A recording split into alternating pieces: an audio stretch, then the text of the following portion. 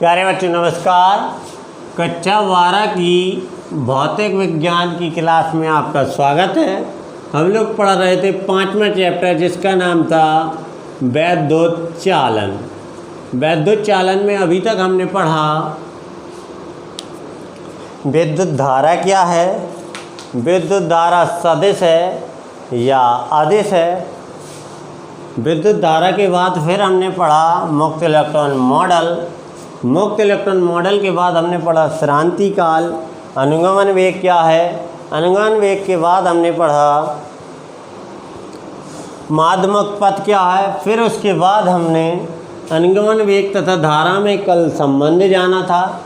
उसके बाद हमने कुछ डेफिनेशंस पढ़ी जैसे गतिशीलता आदि के बारे में। तो चलिए उसी को आगे बढ़ाते हुए हम अब देखते हैं ओम का नियम। एक बहुत ही अच्छे साइंटिस्ट थे जॉर्ज साइमन ओम। ओम का नियम क्या है? तो ओम का नियम ऑब्वियसली आप लोग जानते होंगे, तो इसको आज विस्तार से पढ़ते हैं कि ओम का नियम कहलाता क्या है, किन किन चालकों के लिए ये सत्य होता है, किन किन चालकों के लिए ये असत्य होता है आदि के बारे में जानते हैं। कौन से सन में ओम ने नियम दिया था? 1826 ईस्वी में दिया था। ओम थे जो जर्मन के साइंटिस्ट थे।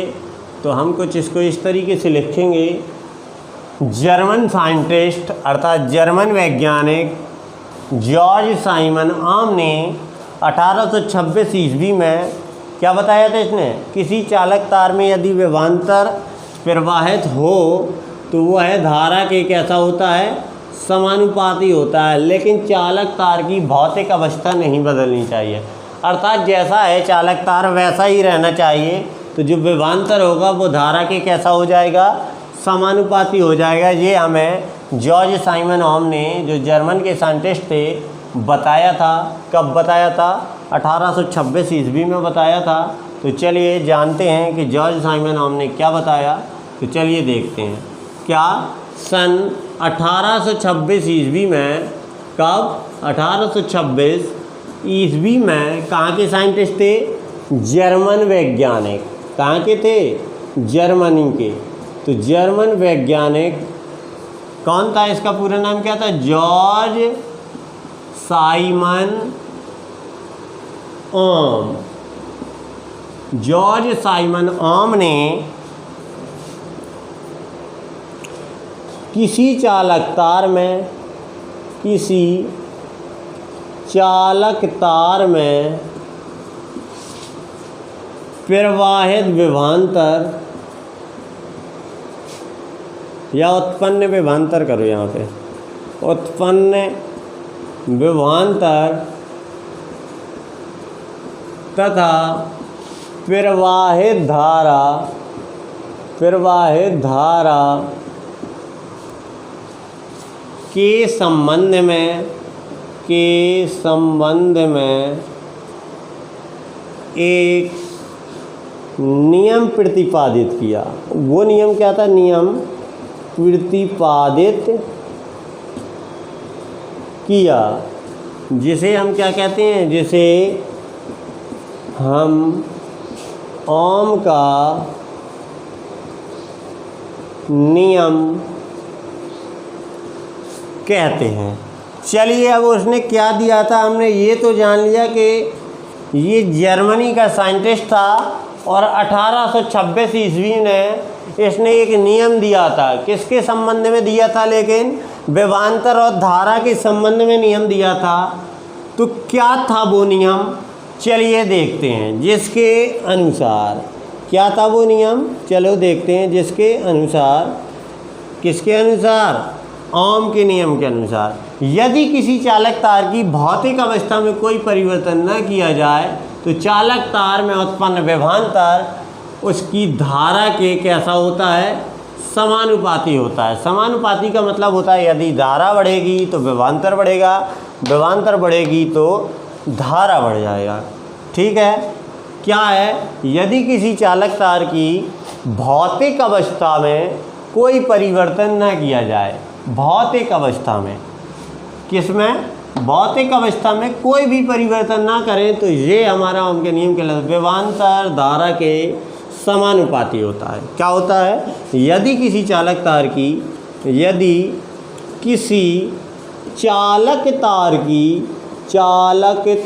की भौतिक अवस्था में, यदि किसी चालक तार की भौतिक अवस्था में कोई परिवर्तन ना किया जाए,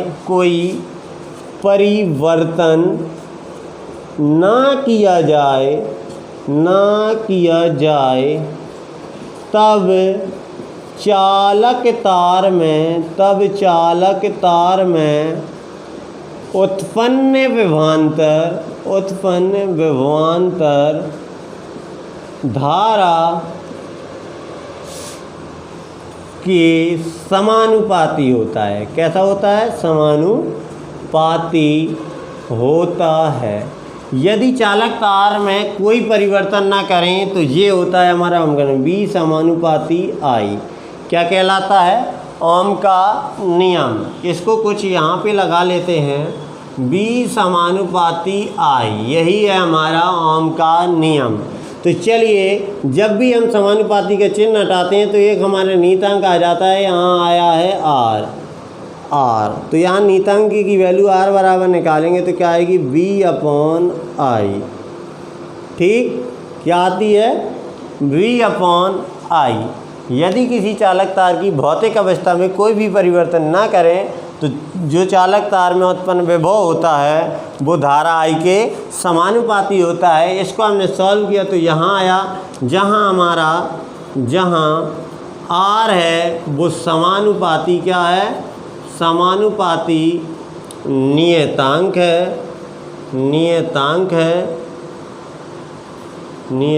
है जिसे वैद्युत प्रतिरोध कहते हैं। इस R का नाम क्या है? जिसे वैद्युत प्रतिरोध कहते हैं। इस R का नाम क्या है? वैद्युत प्रतिरोध है। क्लियर? हमने क्या बताया? सन 1826 ईस्वी में विभवांतर धारा के बीच में एक संबंध बताया। वो संबंध क्या था? वो संबंध ये था कि यदि किसी चालक तार की भौतिक अवस्था में कोई भी परिवर्तन ना किया जाए तो जो विभवांतर होता है वो धारा के समानुपाती होता है। ये कुछ हमारा सॉल्यूशंस है जिसमें R एक हमने समानुपाती नीतांक ले लिया, क्योंकि जब समानुपाती का साइन हटाते हैं तो एक नीतांक आ ही जाता है, जिसका नाम क्या है? वैद्युत प्रतिरोध है। तो चलिए, अभी हमने जाना कि ओम का नियम क्या है। अब चलिए खींचते हैं ओम के नियम का ग्राफ कैसे खींचेगा। तो चलिए इसको नोट कीजिए, इसके बाद हम ओम के नियम का ग्राफ खींचते हैं, क्या आएगा।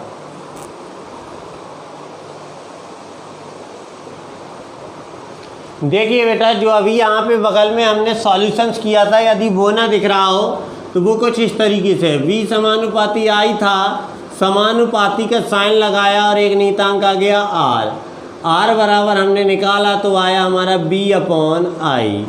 क्या आया? R बराबर B/I। फिर हमने यहाँ पे लिखा था जहाँ R एक समानुपाती नियतांक था,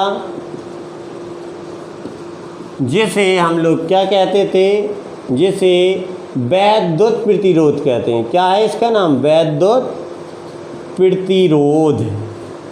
इसका नाम क्या है? वैद्युत प्रतिरोध कहते हैं। अब चलिए बेटा, अभी हमने कुछ जाना कि जो बगल में नहीं लिखा था तो उसको हमने यहाँ पे सॉल्व कर दिया था। अब हमने बोला था कि अब हम ओम के नियम का ग्राफ खींचते हैं। तो ग्राफ खींचने से हमें कुछ मिलता है, जैसे हमारा ये वाई एक्सेस है, ये एक्स एक्सेस है। ये क्या है? वाई एक्सेस, ये एक्स एक्सेस।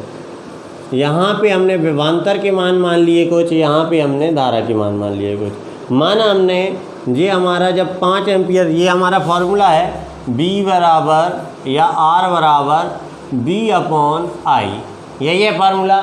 मान लो हमने जो धारा मानी वो 5 एम्पियर है और विभवांतर माना वो 10 वोल्ट है।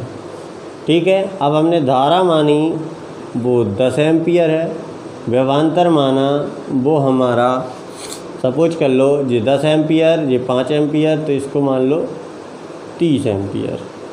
ठीक, अब यहाँ पे हमने माना इसको फिर बढ़ा रहे हमने बढ़ाया यहाँ 15, तो यहाँ कर लिया हमने 45, या 45 न करके हमने यहाँ कर लिए 60। तो चलिए अब देखते हैं, देखना जैसे ही जैसे हमने विभवांतर का मान बढ़ाया वैसे ही वैसे धारा का मान भी बढ़ता गया। तो चलिए पहले हम 5 और 10 से यदि हम सॉल्यूशन करेंगे तो यहाँ आएगा हमारा 2, और फिर यहाँ आएगा हमारा 3, यहाँ आएगा हमारा 4। तो यदि इन पॉइंटों को, सभी पॉइंटों को यदि मैं मिला दूँ तो हमें एक सीधी और सरल रेखा प्राप्त होती है। तो हम देखते हैं हम क्या कहेंगे ओम के नियम के ग्राफ में। ओम के नियम का ग्राफ खींचने पर हमें एक सीधी और सरल रेखा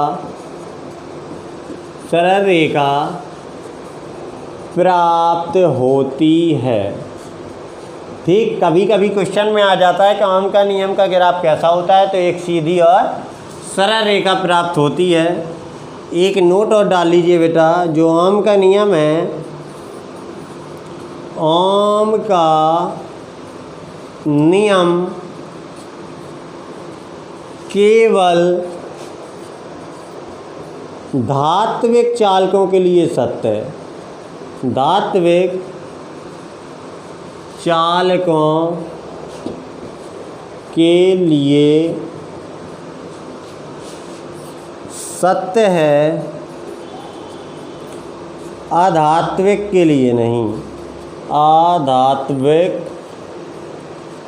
के लिए नहीं। देखो बेटा, जो ओम का नियम है हमारा ओनली ऑन धात्विक चालकों के लिए ही सत्य होता है, अधात्विक के लिए नहीं होता है। और इसका जो ग्राफ होता है वो एक सीधी सरल रेखा आती है।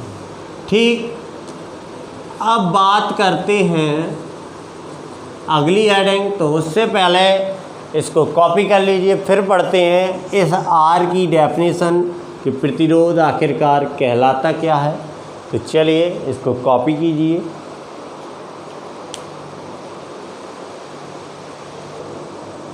चलिए बेटा देखते हैं वैद्युत प्रतिरोध। वैद्युत प्रतिरोध आखिरकार ये प्रतिरोध कहलाता क्या है। तो हमने अभी अभी जाना ओम के नियम में R बराबर V/I, यही जाना।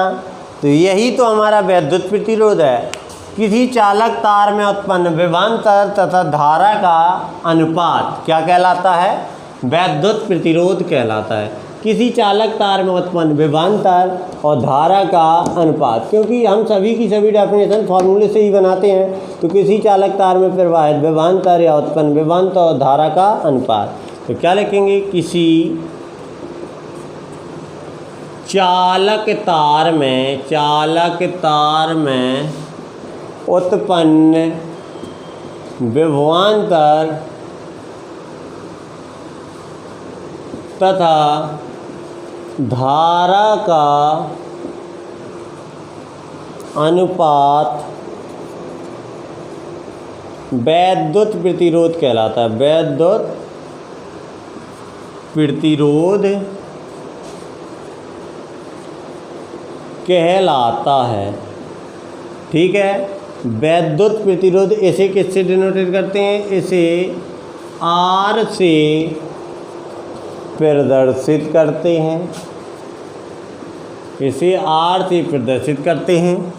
वैद्युत प्रतिरोध